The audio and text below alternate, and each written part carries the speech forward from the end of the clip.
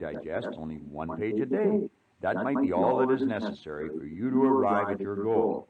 If you are wondering why this book is meant to be sipped and tasted rather than devoured at one reading, bear in mind it is based upon over 20 years of careful analysis of the methods of both the very successful and the very unsuccessful. Strength through sharing. One more word of advice. Since very few, if any people, become great at anything by themselves, I would suggest you attempt to find at least one other person with whom you can share and discuss the ideas presented in this book. Prosperity consciousness.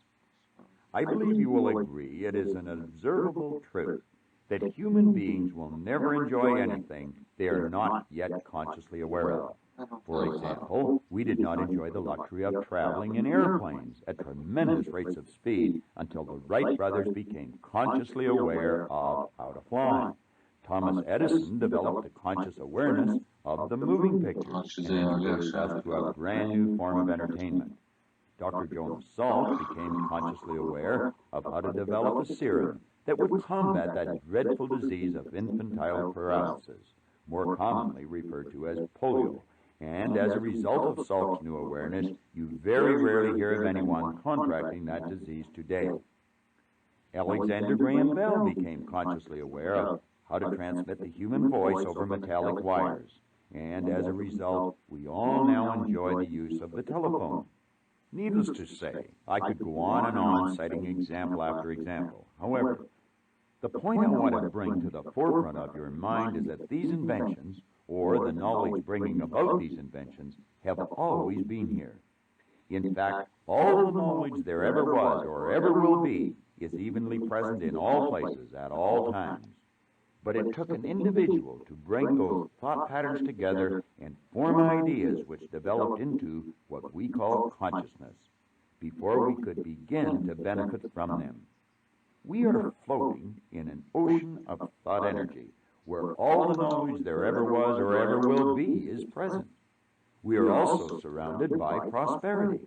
Indeed, everywhere we look at nature, our eyes come in contact with prosperity, for nature knows no such thing as failure. Therefore, there never has been, and there never will be a lack of anything, except conscious awareness. But if you are going to begin to penetrate the world of wealth, it is absolutely essential that you begin to think. In other words, you must open your mind to the stream of thought energy which will create an image or a consciousness of prosperity in your mind. You are well aware there are literally thousands upon thousands of honest, good, hard-working people who labor diligently for their entire stay on this planet, yet never become wealthy. For those individuals, life is a constant grind from sunup until sundown. But the ideas presented on these pages have been put here in the hope they will jar your mind and inspire you to open it up to this new type of thinking we have alluded to.